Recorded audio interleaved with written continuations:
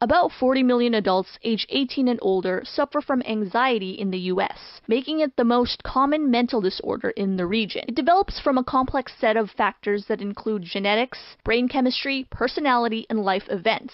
It's more than just feeling nervous to speak at a public event. It's a mental disorder characterized by excessive worry or fear, strong enough to interfere with daily life. With that, many don't realize things a person does because of their anxiety. This is a list of 13 of those things. Number 1, you disappear without notice. Anxiety can hit you anywhere, whether it's at the grocery store, a party, or at work. You just need 15 minutes alone to recollect yourself. People who don't understand anxiety may see this as rude or weird, but it's something that you really need. Number 2, you freak out over the time it takes someone to respond to your text. Anxiety blows a lot of things out of proportion. Whether you send a text to your mom or that special someone, when they take a while to respond, you begin to wonder if what you said was a little too weird, too rude, or if you're annoying them. Why are they taking forever? Was it something I said? Number 3, you over-check things. Teachers have always told you to double-check your homework before turning it in, but what if you check it too much? Too much to the point of never turning it in. Your anxiety makes you a perfectionist. Whether it's homework or checking to see if the door is locked, you check and recheck things multiple times. Sometimes you know something is perfect, but your anxiety won't let you relax unless it's checked one more time. Or two. Number 4, you don't go to parties.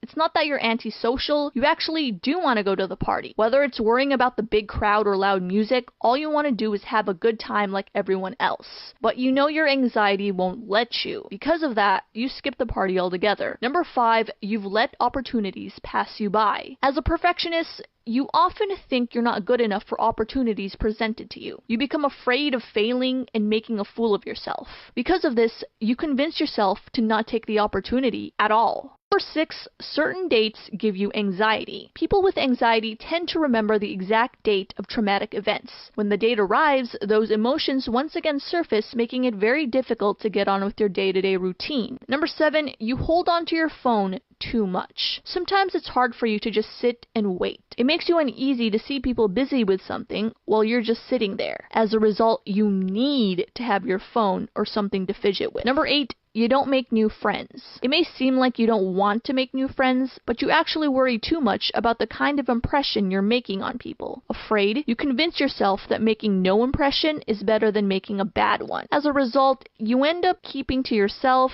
even though you really want to meet new people. Number 9, you dread going to school/work even though you've done it a million times before. Unfortunately, anxiety doesn't care about how many times you've done your day-to-day routine. It hits when it wants to hit. Before going to work, you may feel your heart race, have sweaty palms, and feel jittery. Number 10, you're clingy in relationships. You really care about your partner, and due to that, you may ask too many questions or send too many texts because you want to know how they are. This may come off as clingy, but your intentions aren't bad. You're just a little overprotective because of your anxiety. Number 11, you cancel plans. Making plans is tough because in the moment of making a plan, you're confident and ready to take on the world. When the date finally rolls around, anxiety can all of a sudden hit and you have to cancel. Sometimes you even have to cancel the plans you made in the first place. Number 12, you rehearse what you're going to say before making a phone call. You prep and rehearse everything you're going to say before making a phone call because you're afraid of making a mistake